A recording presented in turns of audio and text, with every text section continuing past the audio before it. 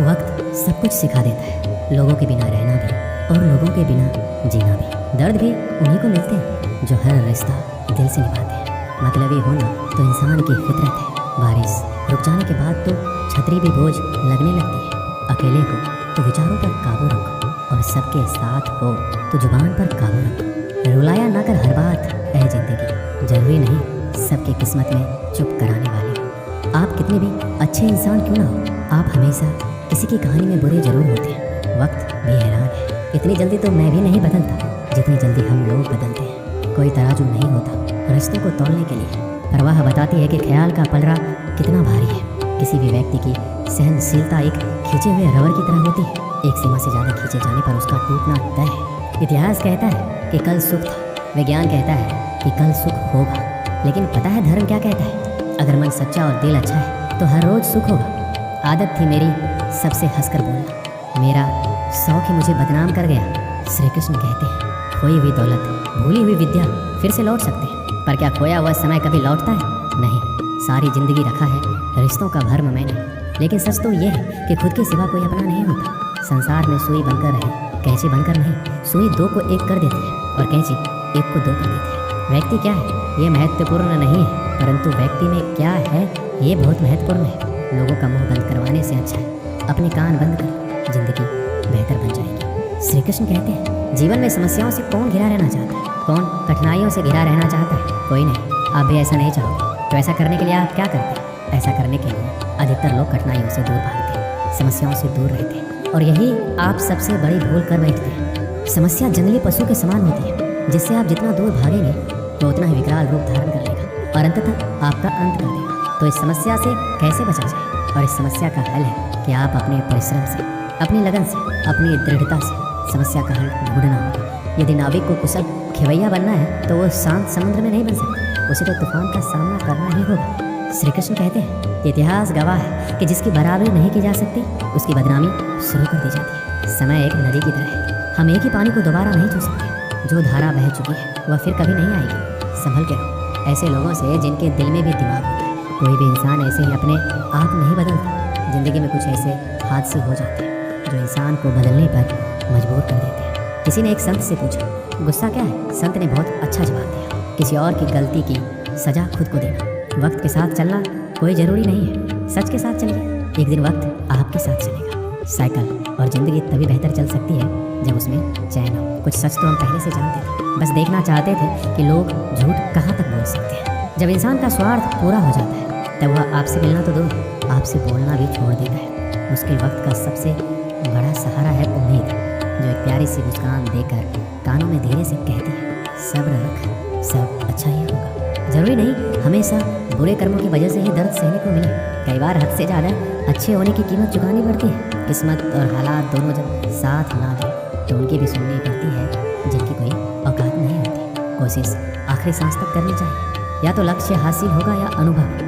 कहते हैं कि प्यार की शुरुआत आंखों से होती है। यकीन मानो प्यार की कीमत भी आंखों से ही चुकानी पड़ती है। श्री कृष्ण कहते हैं आपने पौधों को सींचते हुए देखा होगा, या आपने खुद भी पौधों को सींचा होगा, और आप भी ये कार्य प्रतिदिन करते होंगे। जब आप पौधे को जल देंगे तभी यह फलित होगा, इनमें से फूल निकलेंगे, इनकी सुंदरता बढ़ेगी।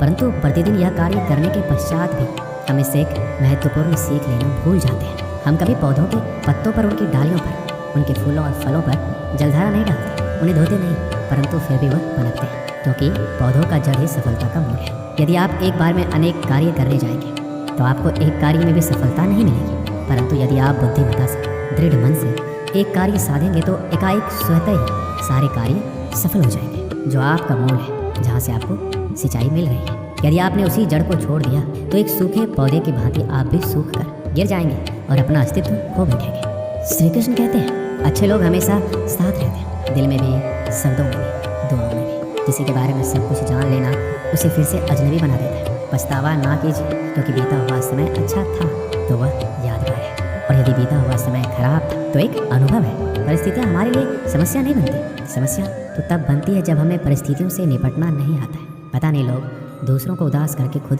कैसे खुश रह लेते हैं। रिश्ता चाहे कितना भी क्यों ना बिगड़ा हो, अगर सुधारना चाहो तो सब कुछ सही हो सकता है। रुलाते तो सभी हैं, लेकिन अगर कोई तुम्हारे लिए खुद रो पड़े तो उसे कभी खुद से दूर मत होने देना। इंसान कब बदल जाता है पता ही नहीं चलता। हम ये सोचते रह जाते हैं कि आखिर हमने गलती कहाँ की है। ज़िंदगी में 3 लोगों को कभी मत भूलना। एक तो वो जो मुसीबत में साथ देते हैं, एक वो जो मुसीबत में साथ छोड़ देते हैं, और एक वो जो मुसीबत में आपको डांटते हैं। जब लोग आपकी बुराई करें तो बिल्कुल परेशान ना हो। वास्तव में वो लोग आपको महत्व देने का कोई रास्ता जानते ही नहीं। श्री कृष्ण कहते हैं जीवन में सभी केवल सफल होना चाहते हैं, केवल विजय चाहते हैं। कोई भी पराजित नहीं होना चाहता, कोई भी असफल नहीं होना चाहता, कोई भी नहीं चाहता कि उसके प्रयास व्यर्थ जाए। यदि एक दृष्टिकोण से देखा जाए तो ये उचित भी है, परंतु असफलता में भी एक अच्छी बात छुपी होती है। मैं बताता हूँ, सफलता आपका परिचय संसार को देती है। विजय के पश्चात संसार आपको जानने लगता है, और असफलता आपका परिचय संसार से करवाती है। पराजय के पश्चात आप अपने जीवन को जानने लगते हैं। इसलिए सफलता और असफलता से घबराए नहीं। यदि आपकी सोच सकारात्मक रहेगी तो यही सफलता, यही पराजय आपको और अधिक शक्तिशाली बनाकर प्रस्तुत करेगी और जीवन में विजय बनाएगी। श्री कृष्ण कहते हैं तारीफ एक ऐसा चंदन है जिससे दूसरों को लगाए तो आपके हाथ अपने आप महकेंगे। समझने वाले तो खामोशी भी समझ लेते हैं, और ना समझने वाले तो जज्बातों का भी मजाक बना देते हैं। जो आपकी खुशी में अपना दर्द भूल जाए, उस इंसान से ज़्यादा आपको कोई प्यार नहीं कर सकता। ये ज़िंदगी तमन्नाओं का गुलदस्ता ही तो है। कुछ महकती है, कुछ मुरझाती है, कुछ चुप जाती है। खुद को अच्छा बना लीजिए, दुनिया से एक बुरा इंसान कम हो जाएगा। भरोसा सब पे करो, लेकिन सावधानी के साथ, क्योंकि कभी कभी खुद के दांत ही जीभ को काट लेते हैं। जिंदगी की रफ्तार बहुत तेज है। सुबह का दुख शाम को पुराना हो जाता है। कोई भी व्यक्ति संसार में हमारा दोस्त या दुश्मन बनकर नहीं आता।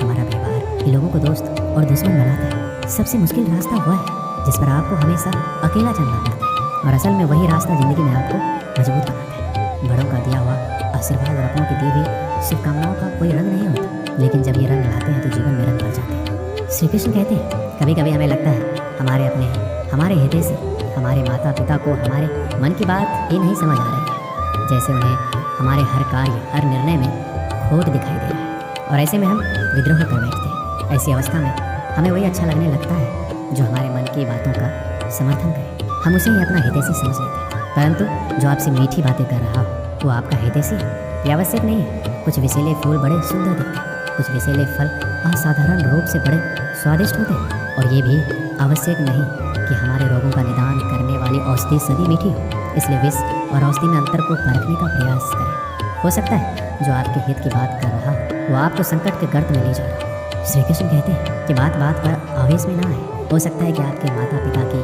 कड़वी बातों में आपका हित छिपा, और माता पिता को भी प्रयास करना चाहिए। यदि उनकी संतान अनुचित निर्णय ले रही है तो उसके अनुचित होने का बहाना प्रेम से समझाना है, दबाव और शासन से नहीं, क्योंकि कभी कभी कटु शब्द और कटु वचन अनुचित निर्णय को और पक्का कर देता है। श्री कृष्ण कहते हैं पानी समंदर में हुई आंखों में गहराई दोनों में होती है। खुशी के लिए काम करोगे तो खुशी नहीं मिलेगी, मगर खुश होकर काम करोगे तो खुशी जरूर मिलेगी। कुछ रिश्ते बस निभाने के होते हैं और कुछ जताने के लिए। खुशियों का कोई रास्ता नहीं है, खुश रहना ही रास्ता है। अपना वजूद ऐसे बनाओ कि कोई आपको छोड़े तो आपको कभी भुला ना सके। हमारी समस्या का समाधान केवल हमारे पास है, दूसरों के पास क्या है? दूसरों के पास तो केवल सुझाव है। जीवन में प्रयास सदैव कीजिए, लक्ष्य या अनुभव दोनों ही अमूल्य है। अहंकार की बीमारी शराब जैसी होती है, खुद को छोड़कर सबको पता चलता है कि इसको चढ़ गई, बस सिर्फ हंसते रहे। दुनिया वाले सोचते ही रहेंगे कि इसको कौन सा सुख मिल गया है। सफलता की पोशाक कभी तैयार नहीं मिलती है, इसे बनाने के लिए क्या जरूरी है? मेहनत का हुनर। खुश रहना चाहते हो तो 5 बातों पर ध्यान दो। पहला, बीते हुए वक्त को भूल जाओ। दूसरा, वर्तमान में जियो। तीसरा, भविष्य की चिंता ना करो। चौथा, खुद की तुलना दूसरों से करना बंद कर दो। और पांचवा, अपने काम को टालना बंद करो। ये आवश्यक है। श्री कृष्ण कहते हैं हम सभी बचपन से ये सुनते आए हैं कि अच्छे मित्र हमारे जीवन को तुरंत परिवर्तित कर सकते हैं, परंतु कौन? जिनसे आप प्रश्न पूछें और वो मित्र बिना किसी पक्षपात के, भय रहित होकर, बिना किसी लालच के आपको उचित उत्तर दे। परंतु सबके समक्ष ये समस्या आ जाती है कि आज के समय में ऐसे मित्र मिलना दुर्लभ है। वो तो होते ही नहीं, परंतु आपको मैं एक बात बताता हूँ, हम सबके पास भी एक ऐसा मित्र होता है, बस हम उसे पहचान ही नहीं पाते। वो है दर्पण। दर्पण के समक्ष खड़े होकर आप स्वयं से पूछिए कि यदि आज आपका अंतिम दिन होता तो क्या आप वही करते जो आप कर रहे थे? आपको उत्तर मिले या ना मिले, परंतु आपकी दिशा अवश्य बदले। इसलिए आपसे अतिरिक्त आपका सबसे घनिष्ठ मित्र, सबसे अच्छा मित्र कोई नहीं है। श्री कृष्ण कहते हैं सब कुछ सहन करना भी चाहिए, क्योंकि हमें भी ऐसी बहुत सी कमियां हैं जिन्हें दूसरे सहन करते हैं। अज्ञानी व्यक्ति गलती छुपाकर बड़ा बनता है, और ज्ञानी व्यक्ति गलती मिटाकर बड़ा बनता है। ये मौत भी बड़ी अजीब चीज़ है। एक दिन मरने के लिए पूरी जिंदगी जीना पड़ता है। किस्मत हमारे हाथ में नहीं, पर फैसले तो हमारे हाथ में है। किस्मत हमारे फैसलों को नहीं बदल सकती, पर फैसले हमारी किस्मत बदल सकती है। हर चीज़ अपने वक्त पर। बस एक प्यार है जो कभी बूढ़ा नहीं होता। जीवन में ज़्यादा रिश्ते होना जरूरी नहीं है, जो रिश्ते हैं उनमें जीवन होना जरूरी है। सच के लिए लड़ने का हुनर सीख लो, क्योंकि कुछ सांपों के डर से शेर जंगल छोड़कर नहीं जाते। ये जिंदगी है, यहाँ पीठ पीछे छुरा मारने वालों को निर्दोष और भरोसा करने वालों को दोषी मानते हैं। श्री कृष्ण कहते हैं हम सब शीघ्र ही सफलता चाहते हैं, ढेर सारी संपत्ति और सुख चाहते हैं। ऐसे में हम कई बार छोटे मार्गों का चयन कर लेते हैं, वो मार्ग जिनमें परिश्रम नहीं होता, जिनमें होता है कि केवल छल, कुटिलता और भाग्य का सहारा। जैसे कि जुआ, कोई जुए के खेल में धन लगाता है, कोई दांव लगाता है और ये भूल जाता है कि जुआ एक ऐसा दलदल है जिसमें एक बार गिरो तो सर्वनाश से पहले निकलना असंभव है। यदि आप जीतते हैं तो जीतने की भूख बढ़ जाएगी, यदि आप कुछ हार बैठे तो उसे पुनः पाने के लिए आप फिर से खेलेंगे। मनुष्य को ये आभास ही नहीं होता कि अपनी संपत्ति के साथ वो अपनी मानवता, अपने संस्कार, अपने धर्म और अपना उत्तरदायित्व सभी जुए की भेंट चढ़ा देता है। इसलिए कुछ पाना है तो परिश्रम से पाओ। अगर कुछ जुए में जीता भी तो वो उतना ही शीघ्र खो दो, क्योंकि उसे परिश्रम से नहीं पाया गया और उसकी रक्षा करने के लिए आपके मन में स्वाभाविक प्रयास भी नहीं होंगे। एक गाँव में एक आलसी आदमी रहता था। वह कुछ काम धाम नहीं करता था, बस दिन भर निकलना बैठकर सोचता रहता कि किस तरह कुछ खाने को मिल जाए। एक दिन वह यूं ही घूमते घूमते आम के एक बाग में पहुंच गया। वहाँ रसीले आमों से लदे कई पेड़ थे। रसीले आम देख उसके मुंह में पानी आ गया और आम तोड़ने वह एक पेड़ पर चढ़ गया। लेकिन जैसे ही वह पेड़ पर चढ़ा, बाग का मालिक वहाँ पहुंचा। बाग के मालिक को देख आलसी आदमी डर गया और जैसे तैसे पेड़ से उतरकर वहाँ से भाग खड़ा हुआ। भागते भागते वह गाँव के बाहर स्थित जंगल में जा पहुंचा। वह बुरी तरह से थक गया था, इसलिए पेड़ के नीचे बैठकर सुस्ताने लगा। तभी उसकी नजर एक लोमड़ी पर पड़ी।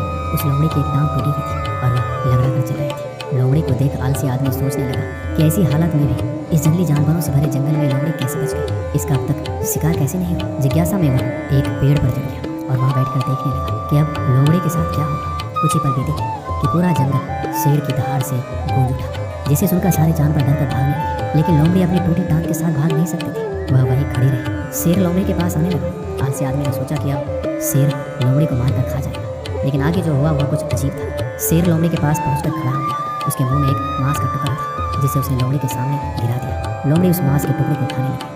थोड़ी देर बाद शेर वहाँ से चला गया।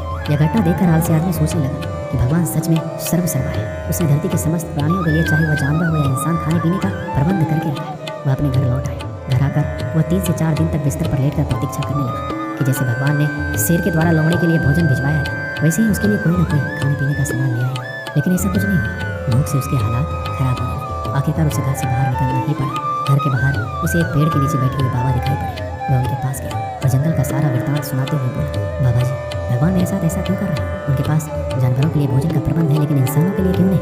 बाबा जी ने उत्तर दिया, बेटा ऐसी बात नहीं है। भगवान के पास सारे प्रबंध है, दूसरों की तरह तुम्हारे लिए भी। लेकिन बात यह है, वो तुम्हें लोमड़ी नहीं शेर बनाना चाहते हैं। दोस्तों, इस कहानी से हमें यही सीख मिलती है कि हम सबके भीतर क्षमताओं का असीम भंडार है, बस अपनी अज्ञानता वश हम उन्हें पहचान नहीं पाते और स्वयं को कामचोर समझकर दूसरों की सहायता की प्रतीक्षा करते रहते हैं। स्वयं की क्षमता पहचानिए, दूसरों की सहायता की प्रतीक्षा मत कीजिए। इतने सक्षम बनिए कि आप दूसरों की सहायता कर सकें। दोस्तों, इस वीडियो में बस इतना ही। मिलते हैं अगले वीडियो में। अपना ख्याल रखिएगा। जय श्री कृष्ण।